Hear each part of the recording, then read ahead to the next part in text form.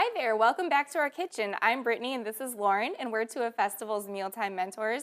And today we have a great frittata recipe for you that's perfect for brunch. Yes, so what we love about frittatas is it's a really simple egg dish to make, and you can really customize it with lots of different veggies, different proteins, different cheeses. So we have a really fun recipe to share with you today. Yes, so today we're making a smoked salmon and asparagus frittata. Yeah, so let's get started focusing on the star of our show today, which is really the smoked salmon. Yes. So you can find this in our meat department at Festival. It's great. It comes in lots of different flavors. It's just absolutely delicious. Yes, so today we're using the applewood smoked flavor, but they even have sriracha flavors, maple bacon, coconut lime, Thai, all different kinds of flavors, whether you want a sweet or spicy or savory recipe. Yes, so you can see that it has the skin on it, but we just take the skin off. It peels off really, really easily. And then from here, we're just going to flake it up. So you can use a knife, you can use your fingers. I'm just going to kind of cut it into some chunks and then flake it with my fingers just because it flakes really, really easily. And it smells amazing. Oh my gosh, yes. So this is great not only to use for appetizers, but also it fits really well with eggs. Yes, so I'm just gonna flank it into some smaller chunks, but it's okay if it's a little chunky. It doesn't have to be super fine. We're just throwing it right into our frittata. Right, and as we whisk it too, it might break up a little bit more. Yeah. Okay, so I'm gonna whisk together the other ingredients in our frittata. So we've got 6 eggs going in, and then a little bit of milk, some dill. So this is just a handful of chopped fresh dill. Dill goes really well with eggs and seafood, so this is a great herb to use. Some diced green onions, and half of a cup of shredded mozzarella. You could definitely use fresh mozzarella or goat cheese, whatever you prefer, but we figured this would be pretty easy. Most people have this on hand. So I'm just going to whisk this up, and when the salmon's ready, we're going to add this to the bowl too. So as you can see, I've really just kind of broken it into a little bit smaller pieces. They're pretty even for the most part, but again, it flakes really, really easily, so it's a really simple step. So I'll let you toss it in, Brittany. I'm going to wash my hands quick. Sounds good.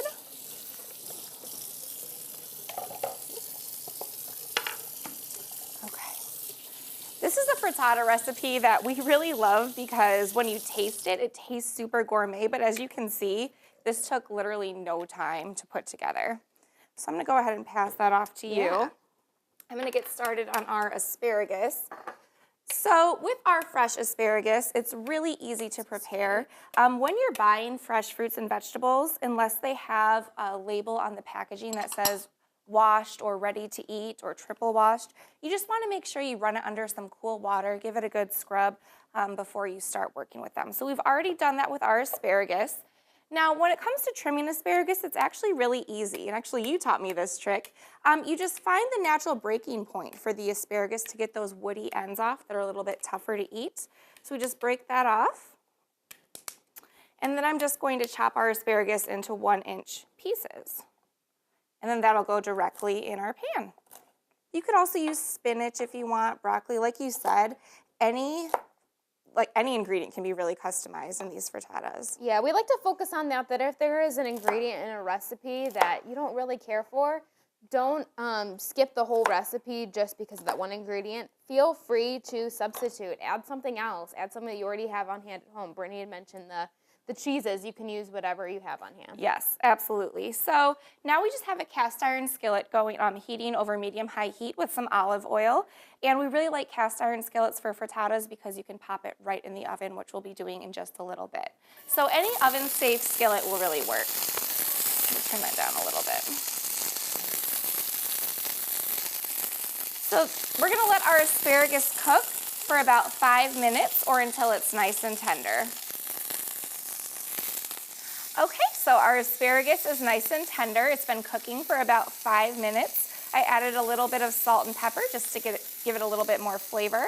And now we can add our frittata mix right over the asparagus. So if you have a vegetable that needs to cook down a little bit more in your frittata, whether it's potatoes or onions, you want to do that first and then pour your egg mixture over the top. So we just want to spread it out so all parts of the asparagus are covered. I got a little more asparagus in here than I wanted, so it might be a little difficult, but that's okay. And then we're gonna finish topping it off with our mozzarella.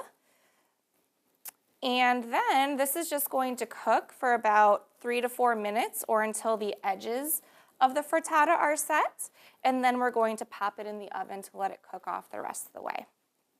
All right, so our frittata has been cooking for about 4 minutes and the edges are pretty much set, but the middle is still loose. So we're going to pop it in the oven under the broiler. I just have the broiler on low for about 3 to 4 minutes or until the middle is set and the top is golden brown. And what's great about frittatas too is that you can make this maybe on Sunday and then eat it throughout the week. It reheats really, really easily. But it's also nice to make maybe if you're having people over and you need to make a larger breakfast or a brunch.